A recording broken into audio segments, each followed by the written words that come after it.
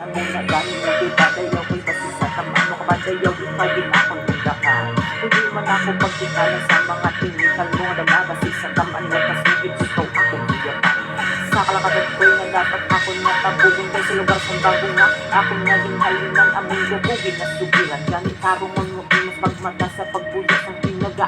Isubong at hiniyon hindi naging magkakuya kaya ang ako niya ari na uklat ko na ako ng mata. Ay pagnisarin ko naman kung ano nga bersikulo ang isulog ko niya. Ari na ako gando ko naman si Robert.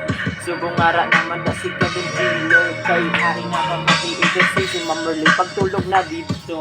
Kay alas 11 na dugay-dugay tuyuhan ka. Ari na gabidyo-bidyo naman kami di subong. Bago lang nagabot si Sir nalipatan ko naman ang iya di pangalan. Kaya ako nalipatan, kay ako nahubog na. Ang ako niya utok, nagablangko na. Pero ari na, ari na ba matamati. Hindi na bala kung paano ko magkuya. Kasi gumating, subok ako wala iya. Ay ako yan na hubog, nag-ari na matilig. Ari na, si Pakulog na yo. Nalipatan na marang Bacolod na yakag to di Bago City akong lugar. Yo. Nalipatan ko naman ng akong nga versi.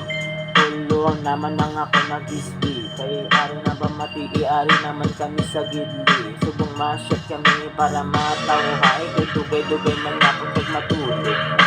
Pagkaaga, sabugtaw kami kagmaglaba. Ay para maka-extra magkutano.